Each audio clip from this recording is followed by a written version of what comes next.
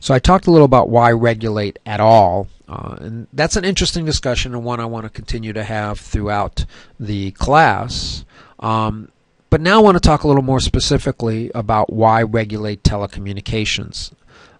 I talked also about the history of telecommunications, and so this should add to that discussion. The thing I want to go over first is who are the major stakeholders. And there are four major stakeholders. The large telecom and cable providers, the Verizons, the Time Warners, Comcast, AT&Ts.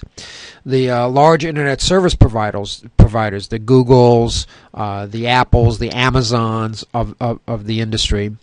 You have also other telecom and ISPs. These are the smaller companies, but as a whole do have some stake in the ground. There are a lot of the rural providers and companies like the Level 3 and XO and CBeyond would be some of the smaller telecom companies.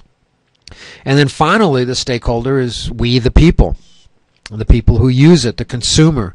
We are a large stakeholder and have a lot to say, but the reality is that the large telecom and cable companies like Verizon and AT&T that can afford to buy lobbyists and afford to spend a lot of money have a lot more say in terms of what the regulators can do. Now that's my opinion, and we might disagree, and it might be a good discussion.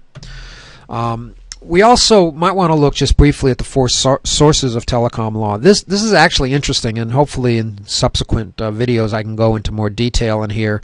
It starts with common law. Common law goes back to the Bible, goes back to European common law. It addresses things like if your farm burns down and it burns your neighbor's farm, who's responsible? Just basic elements of morality and those kinds of things. Then we have constitutional law, which we've talked a little about in the threads. That has to do with the U.S. Constitution. And if you're looking at a state, states have constitutions. So you have common law, what is considered just basic common sense. Then you have constitutional law, where that is taken into a piece of document, a piece of paper, documented and created into a constitution. Then based on the constitution, you create statutory law. So if you have something like the First Amendment that says there should be freedom of the press, well, it's one thing to say freedom of the press, but you have to actually make that into a law, and that's what statutory law is. So that's what the Congress people do, is they take constitutional law and then they create statutory laws. And then what happens after the statutory law is you get administrative law. And this is what the FCC would do, or the IRS or the FAA, where you take the statutory law, that's the law that the lawmakers that the Congress has written based on constitutional law, and they actually create the details, the technical details of how to administer that law. And then finally, you have the courts. The courts are a critical piece to the telecommunications that we're going to see throughout this class, is that you have the Congress writing laws, but then the courts review those laws, that's statutory and legislative laws, and as I say here, the legislative statutes and the rulings, and they determine whether they are within the scope of their authority. So if Congress makes a law that says that they can do a certain thing, then the courts say, well, that was within their authority. They also want to determine, and I find this interesting, is whether the law is arbitrary or capricious. In other words, did the lawmakers make a law that just benefited with some special interest, the bridge to nowhere sort of thing, and did it really achieve the goal? And then finally, whether the laws are constitutional. And we know that there's any number of laws that are thrown out because they are not constitutional.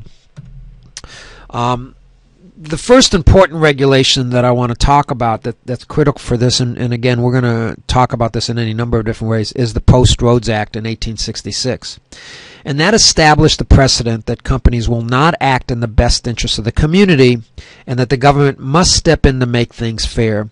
And that's come up in your threads a lot, that we think that the role of government is to prevent companies, or individuals for that matter, from doing things that aren't fair. Now, I find this fascinating on any number of different levels, and I don't want to spend any time on it right now, but hopefully throughout this class we can have some more videos on this subject. So let me go over a potential test question, because that's one of the reasons I'm sure why you're watching this is because you're interested in what's going to be on the test and can it help you on the test. So a potential test question answer might be to, when we look at TCOA and we look at telecommunications industry and telecommunications regulation, is can you use the 1927 Act as a way to inform us or discuss the role or the need for regulation? And actually you can, because one of the principal features of the 1997 Act was determining who owns the airwaves. And it's interesting to me, and this goes to the whole discussion, and hopefully you see how this starts to intertwine.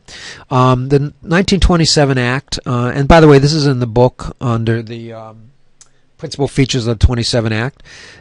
What it said is that the regulators said, okay, we agree, I mean everybody agrees that the government owns, and I put that in quote, the ether. And by the way, ether in those days was the term we used for airwaves. Because remember, back then they didn't really understand electromagnetic spectrum and all that stuff, so they just called it the ether, but we know it today as the airwaves, and we know it more specifically as the electromagnetic spectrum. But everybody agreed that the government owns the airwaves. Now that's an interesting discussion in and of itself, and maybe hopefully we'll have that discussion. But here's something in the 27 Act that I find fascinating, and we see this is now playing out even today, in that the 27 Act says, okay, we acknowledge that the government owns the airwaves, but we don't think the government is really the right person to actually manage the airwaves. So what we want to do is we're going to license the airwaves to private ownership.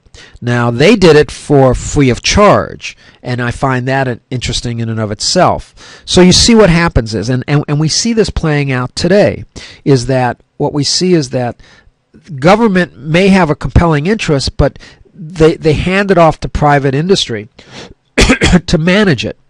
And there, makes a lot of sense. And hopefully, excuse me, in the sections on economics that I want to put together, we'll talk a lot about whether the government should be the one to actually control it, or it makes more sense to turn it over to private industry.